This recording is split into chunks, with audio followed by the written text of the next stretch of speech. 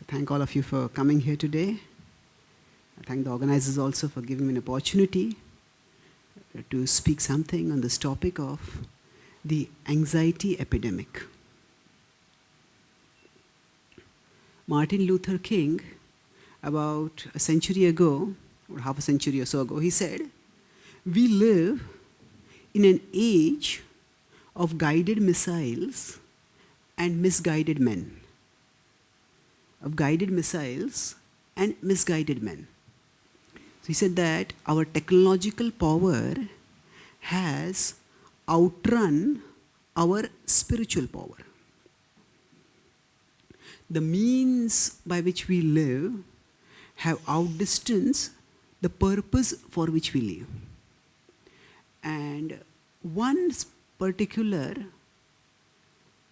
way in which this guiding of the external world as contrasted with the misguiding or misfiring of the inner world is symptomized in anxiety.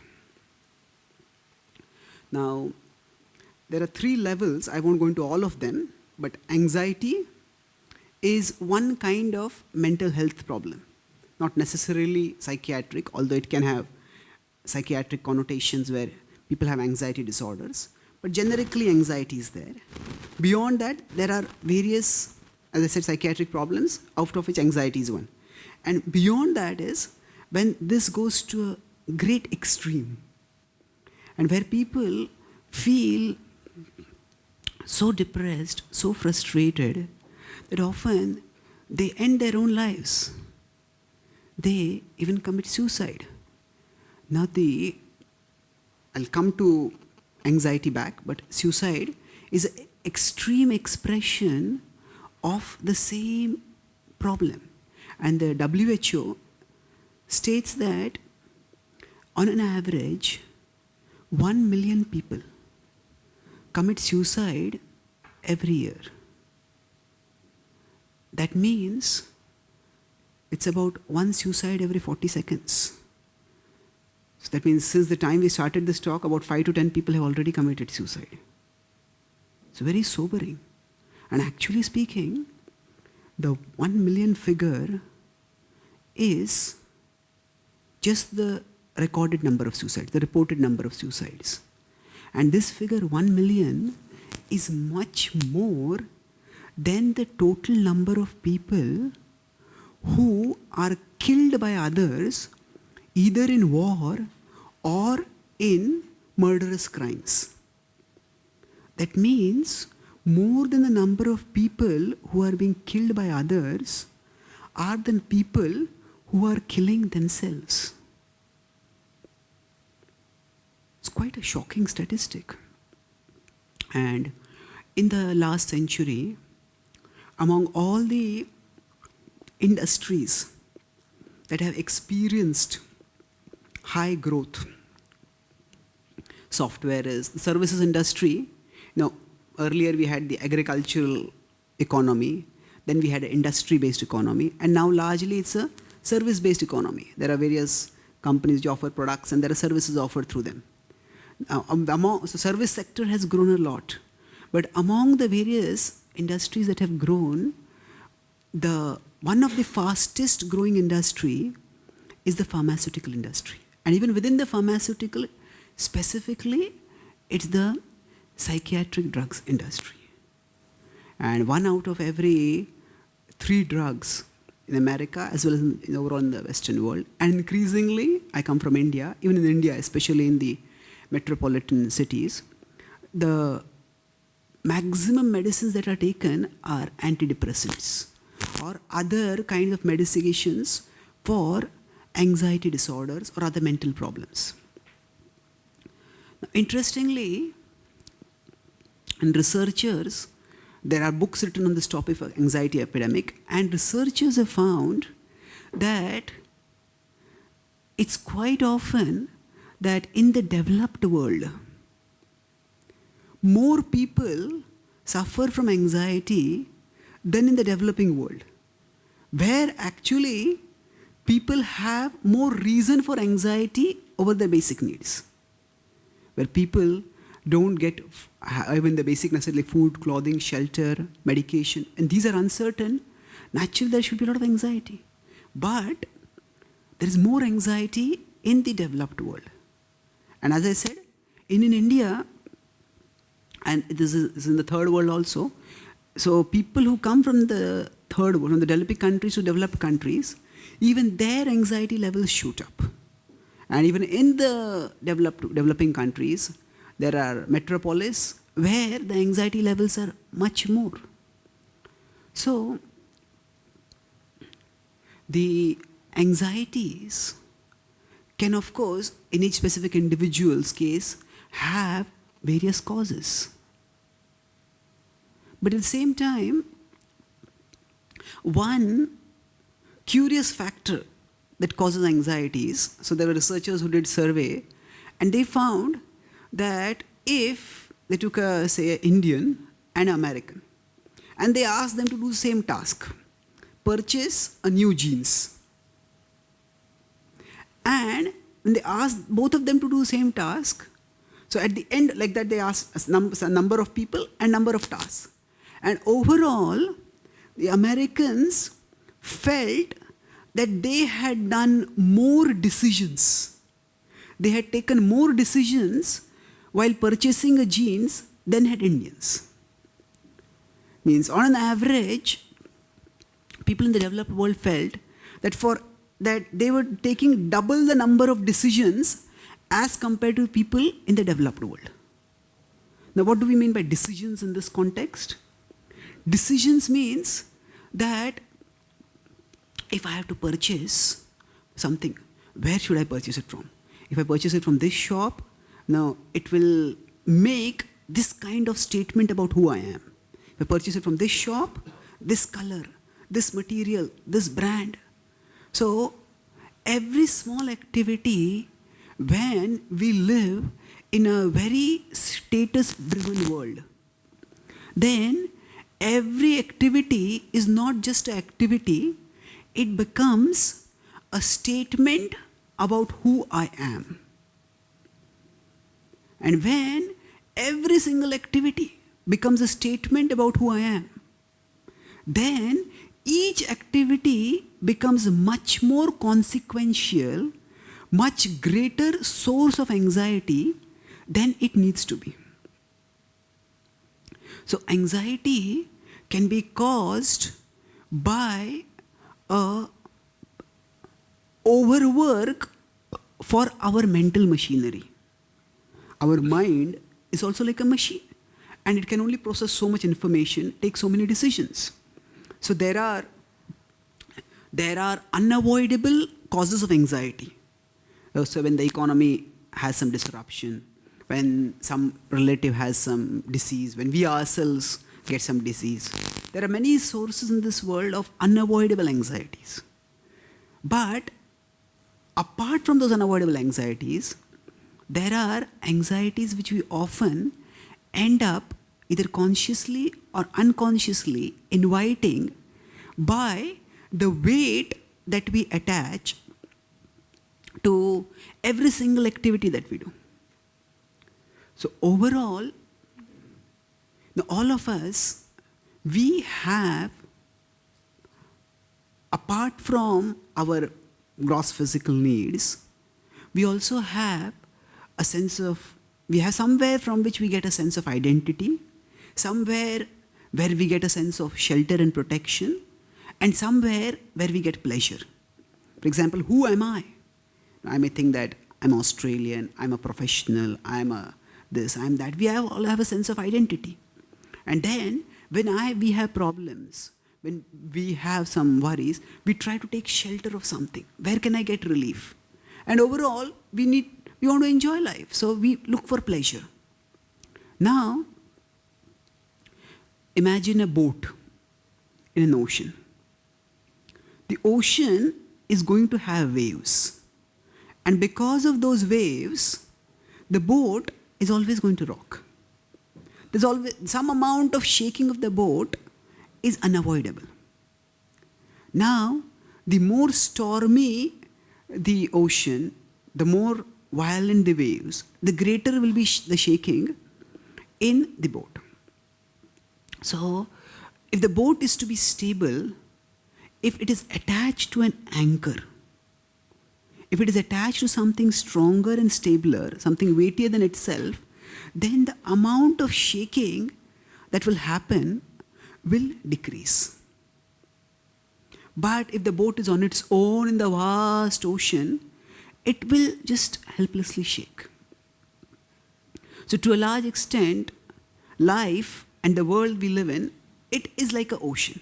Just as in the ocean there are waves which move the boat up and down. Similarly in life, we will have binaries. Sometimes things will work out the way we want. Sometimes things will not work out the way we want. Sometimes people will respect us. Sometimes people will disrespect us. Sometimes it will be too hot. Sometimes it will be too cold. Sometimes we'll feel healthy. Sometimes we may not feel healthy. So these are the waves.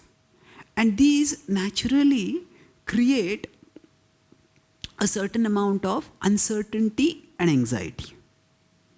So to the extent we have some anchor, some place of certainty, some area where we can calm ourselves, to that extent, anxiety's effect on us will be less.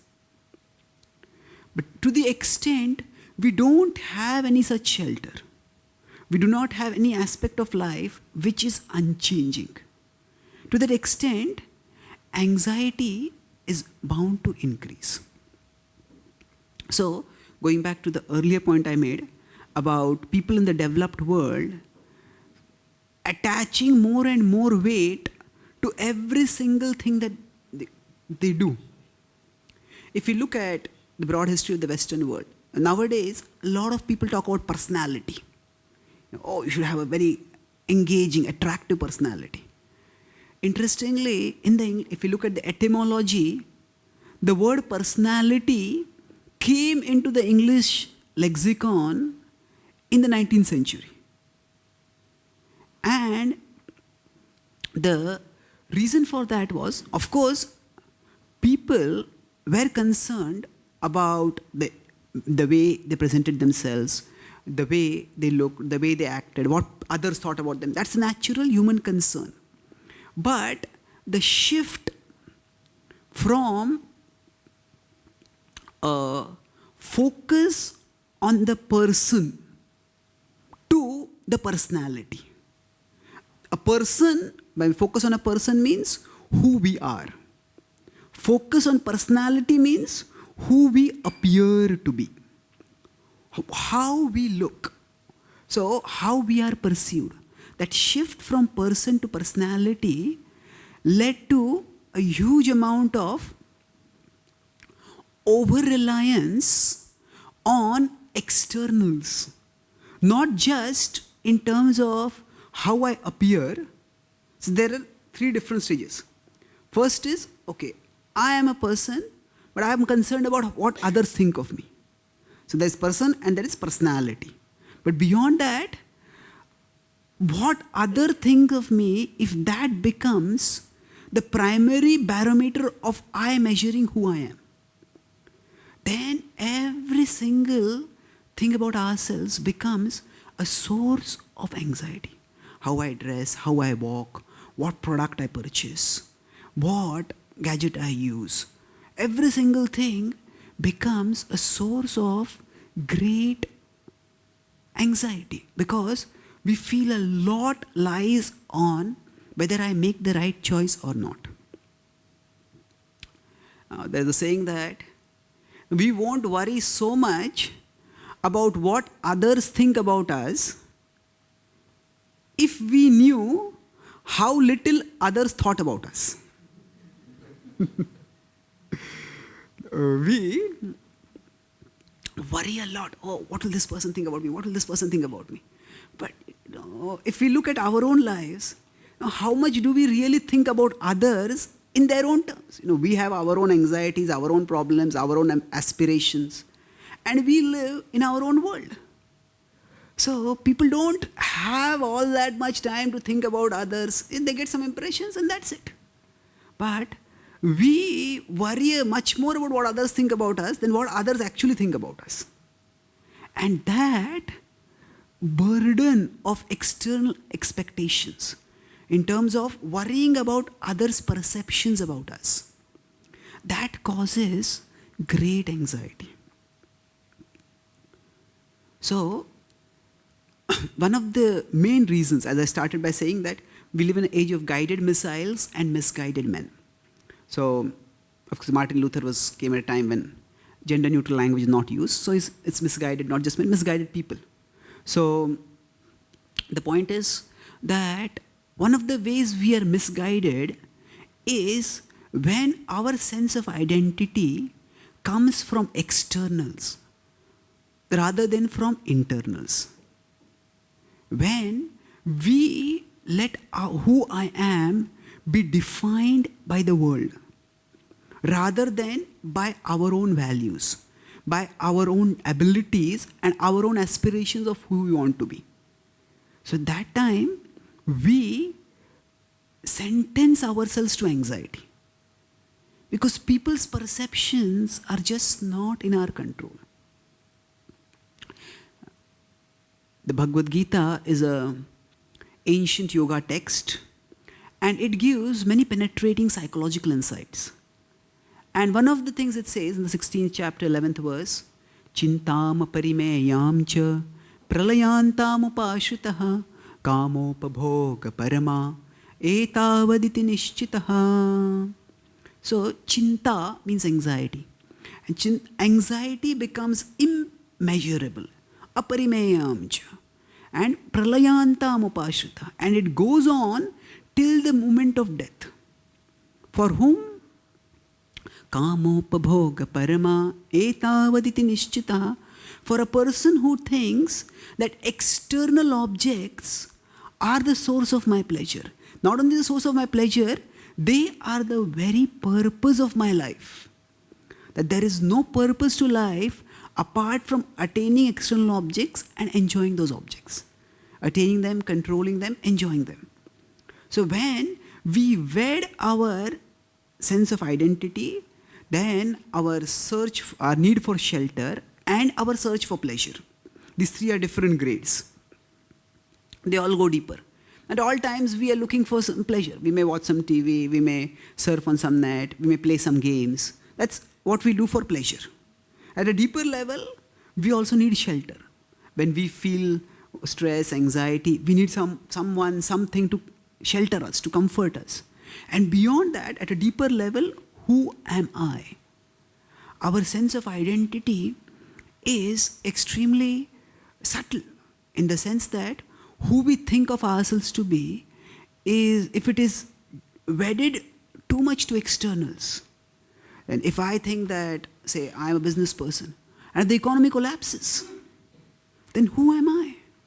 My sense of identity can be stripped away from me if it is wedded to externals.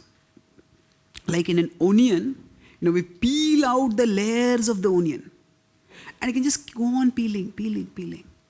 So spirituality is about peeling away non-essentials so that we focus on the essential. Now what it means by non-essential and essential is that there is a core to our personhood. That core is spiritual. At our center, at our very core, we are indestructible beings. We have physical bodies, but we are not these bodies. If we look at it from the scientific point of view, the hand is more or less made of the same components as this mic stand. Ultimately, it is made of atoms and molecules. And atoms and molecules don't have consciousness. They don't feel. They don't perceive. They don't experience. They don't have emotions. So now if these are made of atoms and molecules, and this hand is made of atoms and molecules, my whole body is made of atoms and molecules, then where does our sense of consciousness come from? Even the brain is made of cells which are also made of atoms and molecules only. So when the brain is active, essentially what is happening is electric current is passing through the brain cells. Now when electric current passes through a television set, it doesn't produce consciousness. On seeing a television program, I may laugh or cry, but the television set won't laugh or cry. It doesn't experience anything. So the experiencer is non-physical. Atoms and molecules are not the source of consciousness. There is an irreducible, infinitesimal spark of consciousness within us. And that the Bhagavad Gita calls as the Atma. That is the self or consciousness. Now that is spiritual.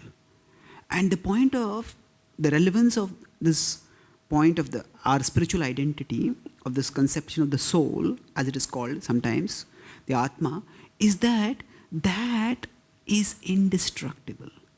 Nothing in this world can attack us, can damage that.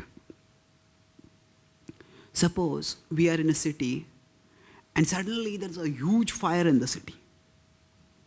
We'll be great anxiety. Will I get burned in this fire? But if we are in an aircraft above that city, when we see the fire, we'll be concerned. There is so much destruction happening, so much loss is happening. We will be concerned, but we won't be disturbed. Because that fire is not a direct threat to us. We know we are in an aircraft, we are far above, we are safe. So, to be concerned but not disturbed, that is essential for dealing with the many sources of anxiety in this world. We can't wish away anxiety because there are uncertainties, there are problems, and we do need to deal with them. But when we understand our spiritual identity, then it is like we are lifted from the middle of a burning city in an aircraft above. And that itself gives a great sense of relief, a great sense of inner security. And that inner security helps us to deal with outer anxiety. As I said, the boat is going to be shaken.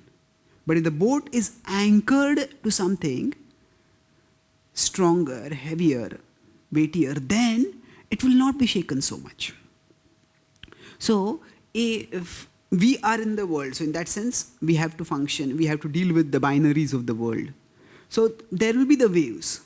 But if our sense of identity is anchored to an understanding of our spiritual side, that at my core, I am spiritual, I am indestructible.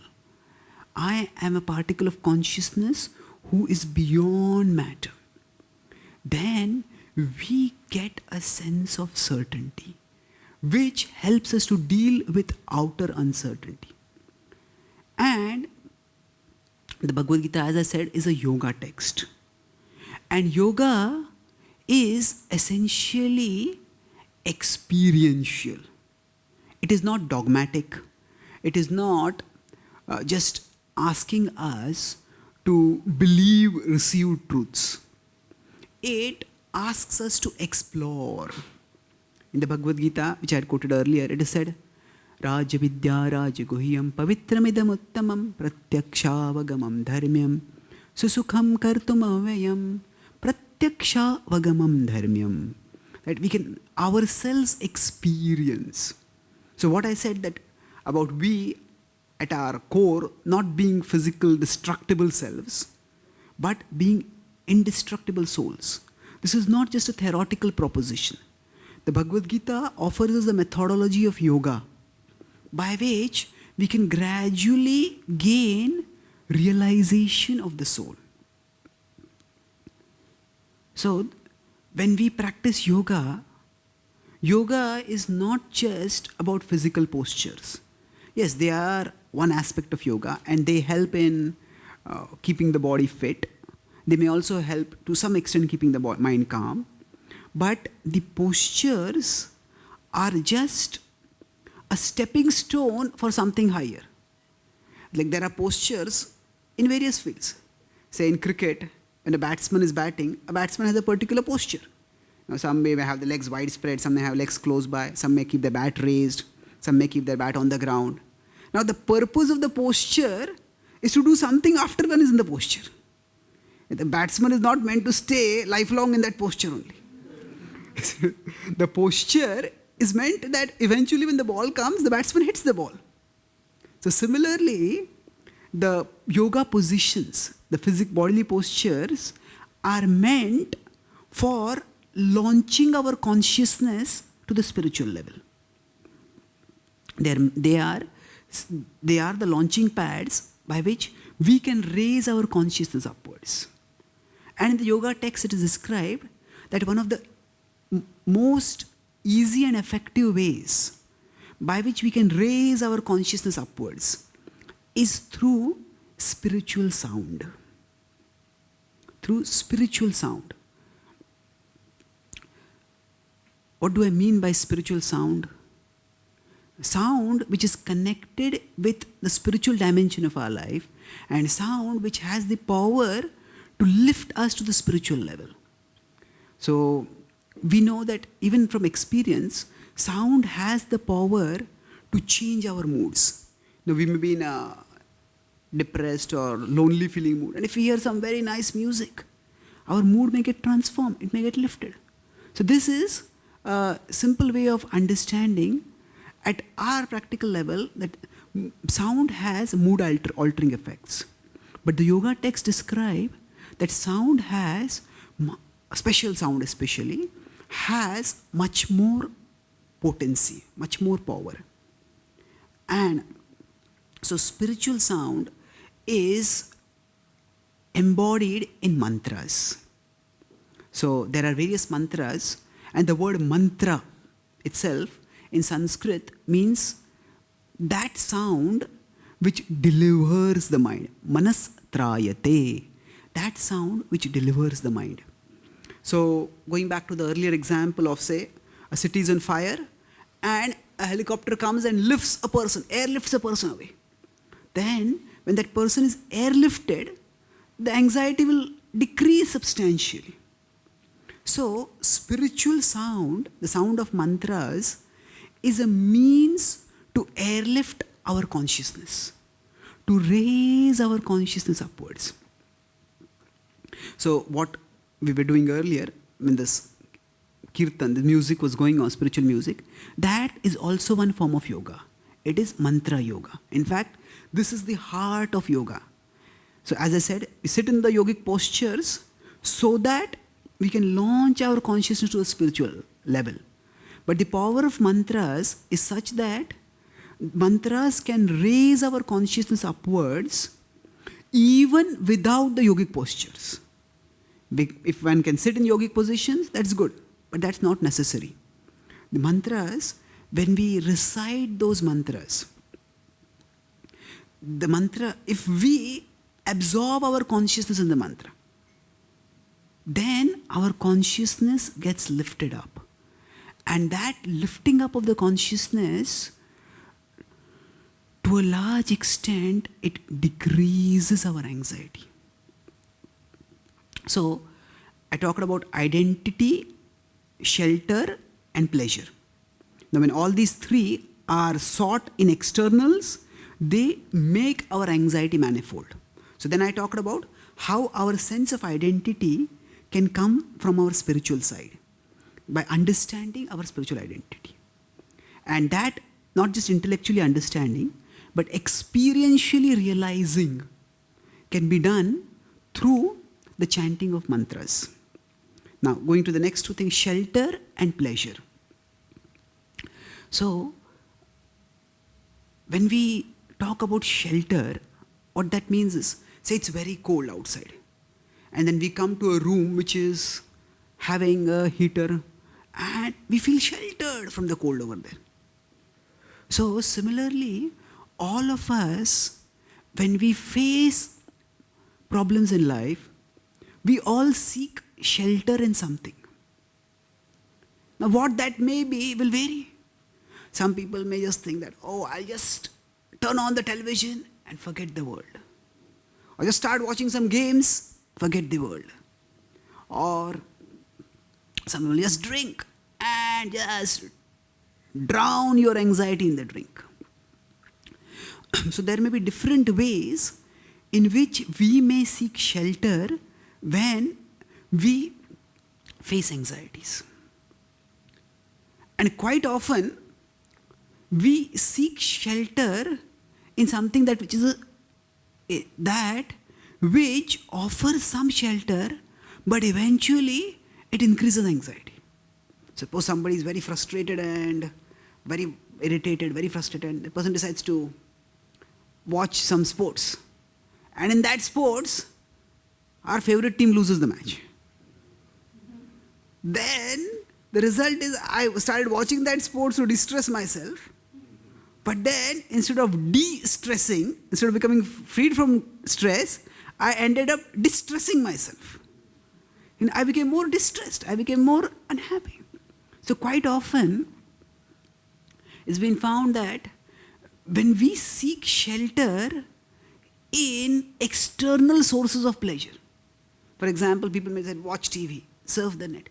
Now, if you see on television, what is primarily shown, there are many things shown in television, but what is most glamorized, what is most attractively presented is usually the commercials. And what do the commercials do? They actually increase our desires. One of my friends is in the advertising industry, and he told that when he got into the advertising career, his professor, his trainers, they told him, our slogan is that before hearing about our product, people may not even feel the need for something. But after hearing about it, they should feel that I cannot live without it. So an expert advertiser is one who can sell an air conditioner to an Eskimo. An air conditioner to an Eskimo. So quite often, when we seek shelter from our problems in externals, those externals themselves become further sources of anxiety. Instead, the yoga traditions say that when there is outer uncertainty, it's just like going back to the ocean metaphor, an ocean, if I see, okay, this part of the ocean is stormy. So that part of the ocean looks very calm. So let me go there, there'll be calm over there. Yes, it may be relatively calmer as compared to here, but nowhere in the ocean is there going to be complete calm. So similarly, when we face one external anxiety and try to find shelter in some other external, then it's like just moving from one part of the ocean to another part of the ocean. Sometimes we get some relief, but that part of the ocean is equally prone to being shaken by waves. So again, if we seek shelter within, so shelter within means that we at our core are individuals and we all long for love.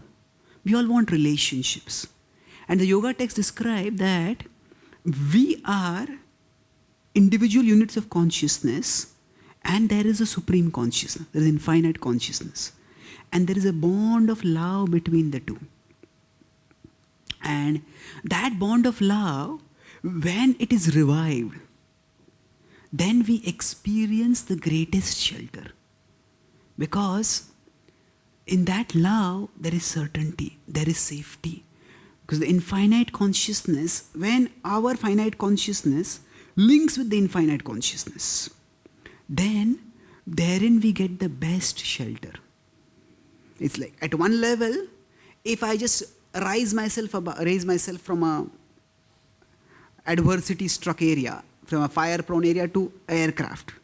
But if in that aircraft, there is a friend whom I love, a friend whom I trust, then the relief that we get is much more. So the mantras don't just raise our consciousness to the spiritual level, but they also unite our consciousness with infinite consciousness.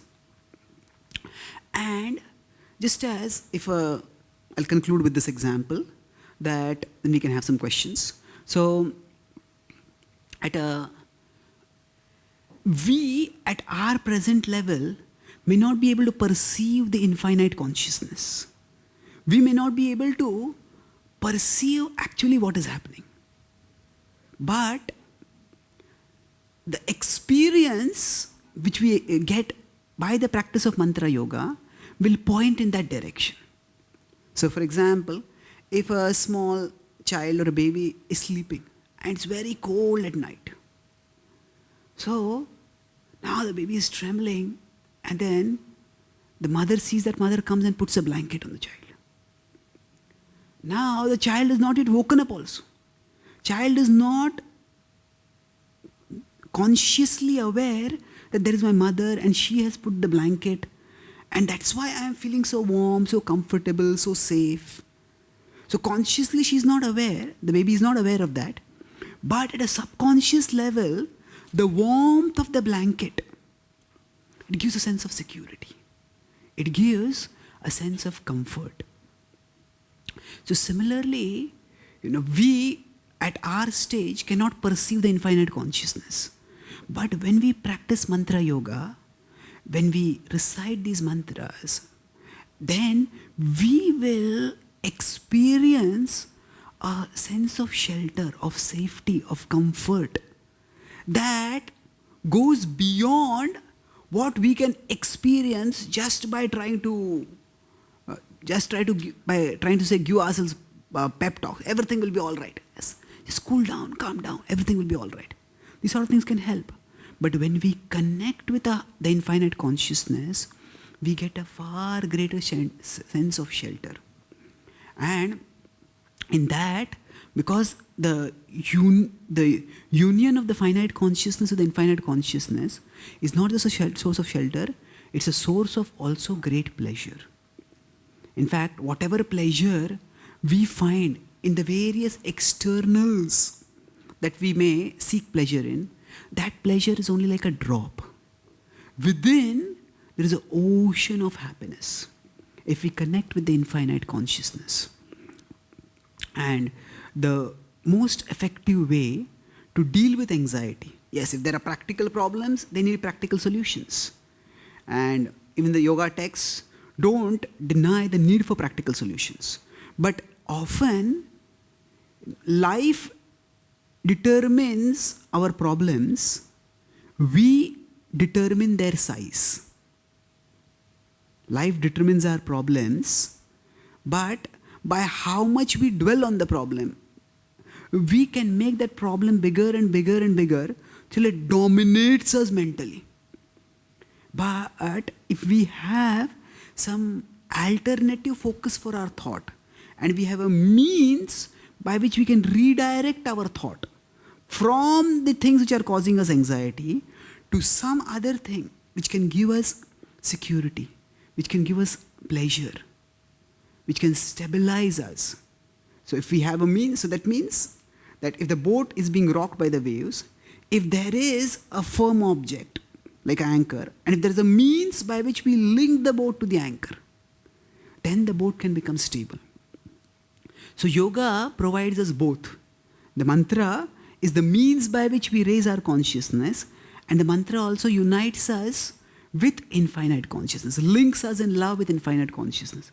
And thus, by turning inwards, we can deal with anxiety in a most efficacious way. Whatever problems are there, we'll have to deal with them, but we will be concerned, not disturbed by them. We'll be concerned because we want to resolve them properly, but disturbed means our own sense of identity, our own sense of self-worth is shaken. That will not happen when we are able to turn inwards. And not just in a conceptual or sentimental sense, but in an experiential sense where we have the means. So mantra is like the sound by which we can turn inwards and get relief from anxiety. So I'll summarize. I started by talking about how the anxiety epidemic is paradoxical because people who have reason to be anxious because of their basic needs not being fulfilled, they are not as anxious as people who have their basic needs fulfilled. And this is so alarming that people are even ending their own lives because of mental health issues, and in huge quantities. And we discussed that one of the major causes of anxiety, especially with this paradox of more in the developed world as compared to developing world, is that because people feel they are making more choices and they have to think more about every single activity that they do. And that happens because people's sense of identity is wedded to externals. We discussed the difference between person and personality.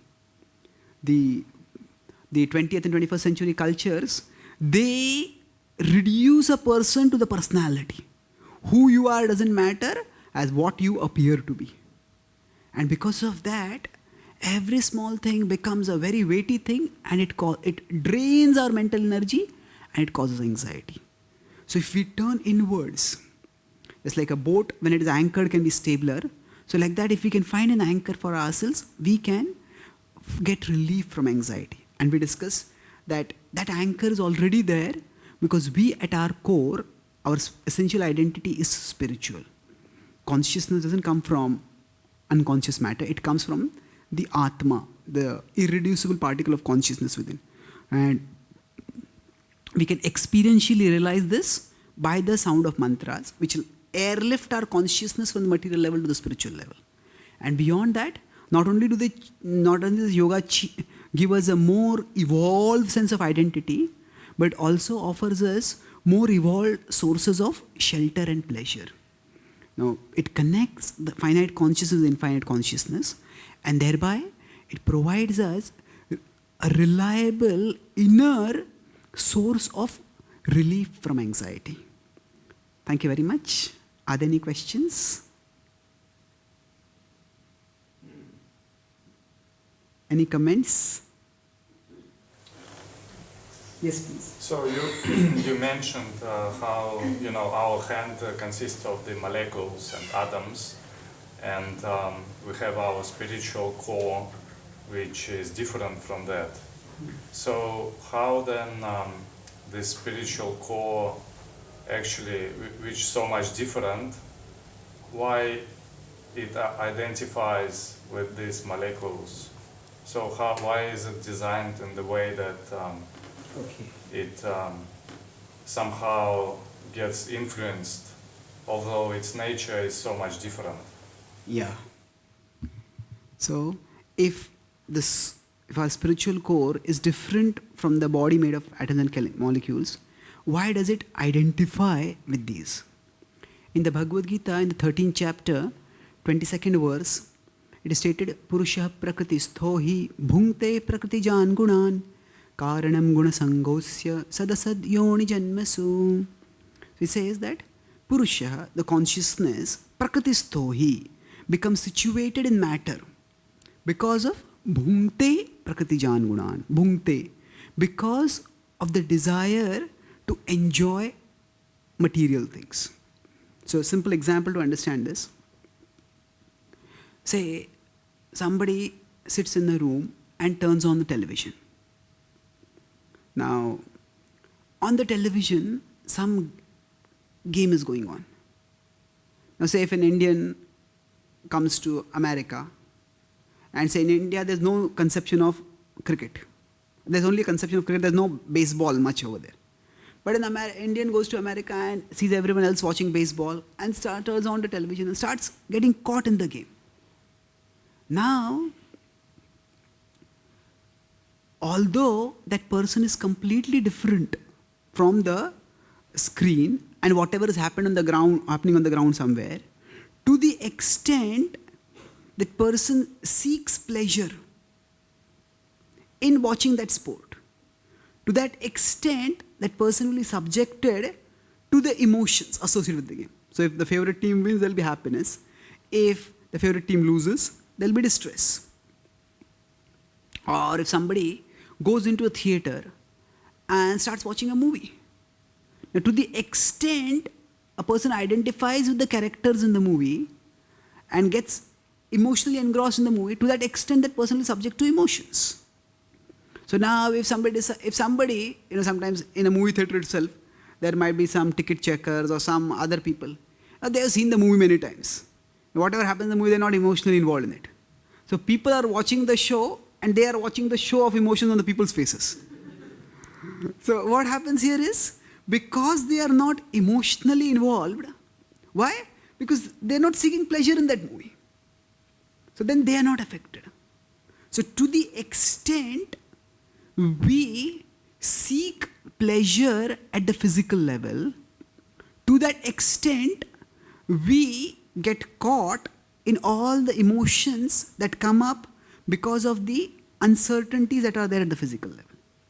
So the soul is distinct from this body made of atoms and molecules, but the soul desires to enjoy through this body.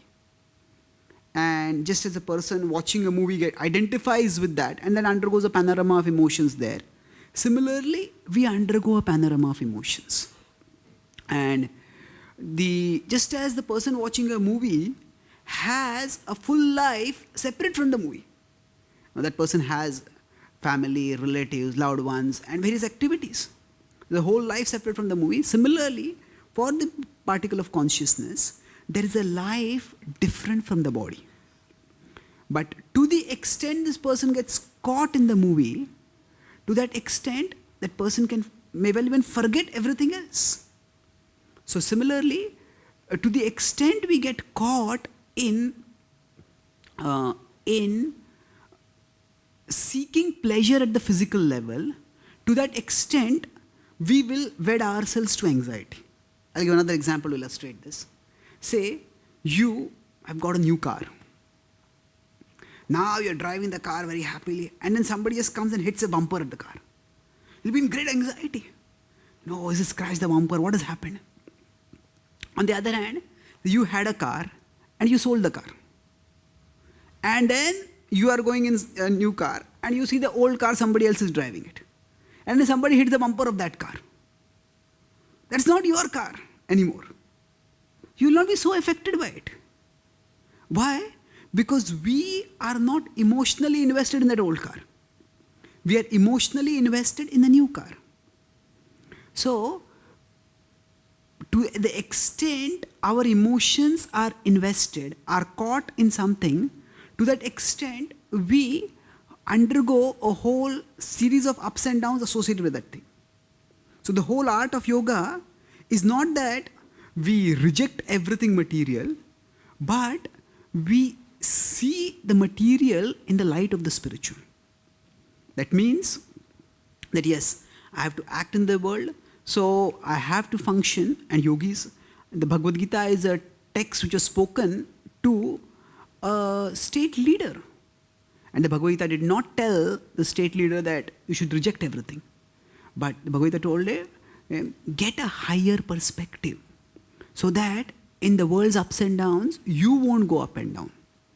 So if we have a higher connection in our consciousness, then that brings stability, and then that's how the ups and downs of the physical dimension won't affect us.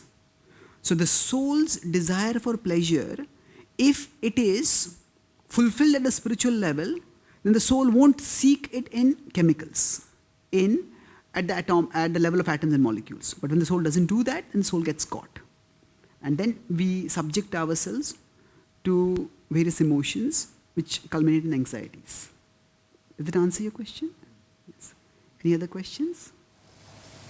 Yes, please. You said that life determines our problems, but we determine the size of them. To what point we should be thinking about it, that in some point we don't become like careless. And then we go, oh yeah, we have problems there, but I'm not going to think too much about them.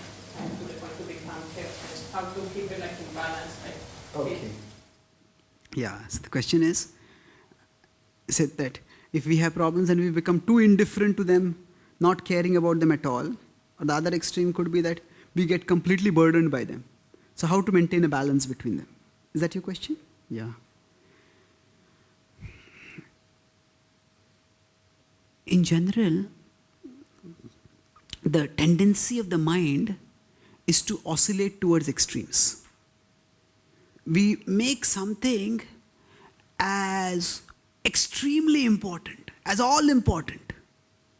And then that's like one extreme of the pendulum, and if we decide that this is not important, then we just reject it as of no use at all. But these sort of extremes of the mind are what create situations which multiply our anxieties. Because when we live in the world, we have to deal with worldly situations. If I just artificially become indifferent to them, imagine that these don't matter to me, eventually when the consequences come, I will have to deal with them.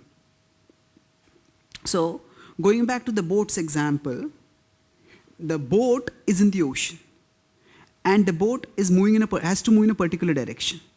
So, if the person in the boat says, I don't care what kind of waves are going to come, then the boat may capsize. There can be a disastrous accident. But at the same time, if the person in the boat is just constantly looking at the waves and not thinking about where I'm supposed to go, how I'm supposed to get there, and gets completely consumed by the waves that are coming, then that person may be so paralyzed by fear or so frenzied by fear. Paralyzed means not able to do anything. Frenzied means doing things thoughtlessly. Either way, the person can increase danger. So, if that person in the boat has a sense of purpose, okay, this is the way I'm supposed to go, and as I said, there's a connection with the anchor which keeps the boat reasonably stable. So then, that person can move onwards. So what brings about the balance on the path of yoga is the sense of purposefulness. What is this purposefulness? In the yoga tradition, it is described that people can have 3 different attitudes towards the world. One is to romanticize the world. To romanticize the world means to think that, oh, if just things work out, and if I adjust this, if I adjust that, then everything will be enjoyable. I'll be in paradise. So to have a very romanticized idea of the world, that everything will be enjoyable here, there will be no problems at all. No. Actually, at the start of the scientific age, there's a famous essay written, I think it was in the, when the industrial age was actually increasing, in the 1820s, 1930s, one thinker wrote a essay. He said that we are on the verge of such scientific development that in 20 years down the time, machines will be doing all the work that we are doing, and the biggest problem people will have is what to do with all the time that they have. That's what he was thinking almost 150 years ago. But so this is the romanticized idea of the world where we think all problems will soon be solved. That is unrealistic. But the mind goes to the other extreme where we may demonize the world. Everything else is temporary, nothing matters, I don't care for everything. I don't care for anything at all. But the yoga texts tell us that the balanced attitude is to utilize the world. Neither romanticize it nor demonize it, but utilize it. That means we have certain talents, we have certain skills, we have certain values, we have certain aspirations. And we can actualize them in the world. If we just reject the world, then how are we going to grow? How are we going to develop ourselves? So the purpose of development, the purpose of distancing ourselves, as I said, raising ourselves from, if there's a fire-prone area, raising ourselves above, the purpose of that is to deal with that situation, say, of the fire in a more effective way. So the whole purpose of yoga tradition is not to reject the world, but to engage with the world in a more efficacious way, in a way that just does justice to our whole being. When we reduce our identity to just physical creatures, then we consider ourselves, then we subject ourselves to so much anxiety, and we think that of our externals, if my dress is not right, if my hairstyle is not right, if my car is not right, if my gadget is not right, then I am nobody. That is the extreme. But when we have a balanced sense, the art of yoga, we have a physical side, we have a spiritual side.